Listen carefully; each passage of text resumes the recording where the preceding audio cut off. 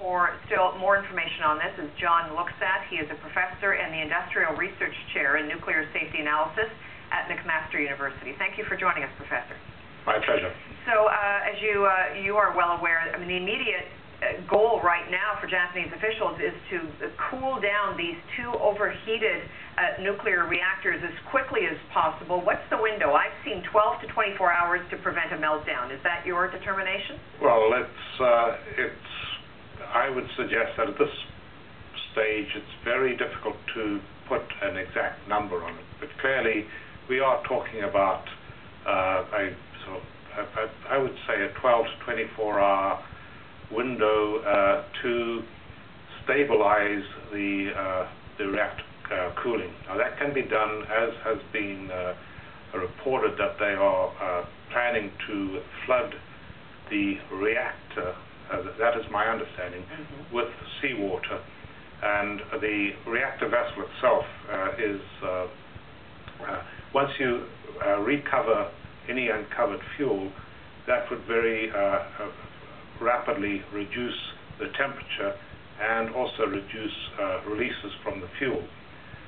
The extent, obviously the vent has become more serious in the last 12 hours, especially with the report and the observations of an explosion, which has been reported to be a hydrogen explosion. I want to ask, if I might, Japanese officials are also saying, look, even if the worst happened, if we couldn't get the temperature down and there was a meltdown, it wouldn't be, serious because we have protective cores, unlike the situation in Chernobyl, as we know. I mean, is that your determination? It wouldn't be serious? Well, there's serious and serious. I would call it a serious event if that occurred. I wouldn't equate it with Chernobyl, which was a very, very different event, and one in which the portion of the plant that exploded was actually the reactor itself. In this case, it's not the reactor that's exploded. If indeed the explosion occurred, as has been reported, in the reactor building, then the containment structure which surrounds the reactor and intended to contain radioactive release will have been damaged.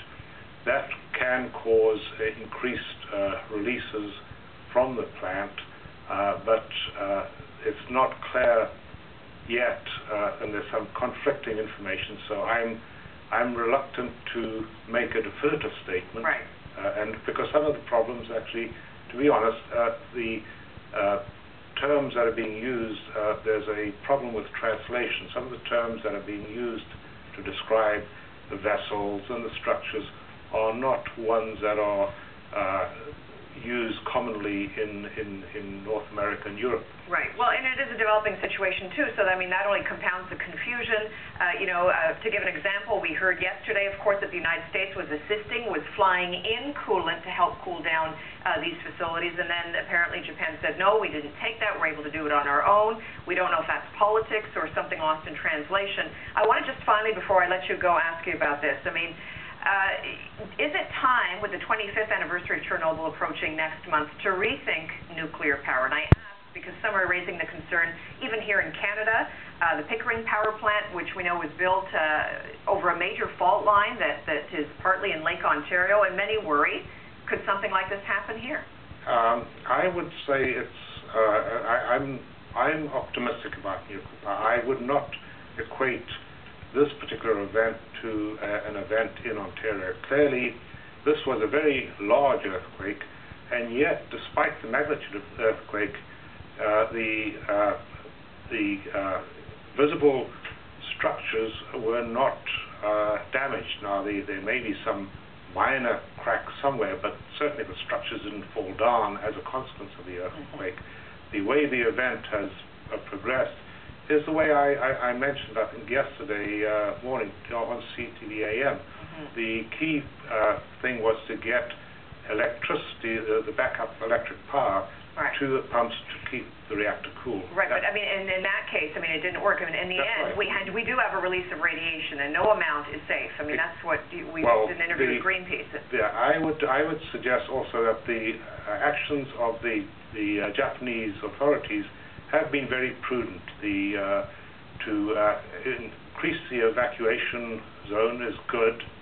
To distribute potassium iodide tablets is a very cautious and good action that limits any potential for uptake of radioiodine in the thyroid gland. All right, John Luxat is a professor and also the Industrial Research Chair in Nuclear Safety Analysis at McMaster University. We appreciate your time. Thank you. My pleasure.